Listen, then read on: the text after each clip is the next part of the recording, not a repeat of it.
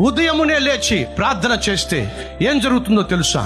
మన జీవితాల్లో ఉన్న కష్టాలకు, మన జీవితాల్లో వచ్చే శ్రమలకు, మనం కలిగి ఉన్న భారాలు ఆయనే మోయడానికి సిద్ధంగా ఉన్నాడు.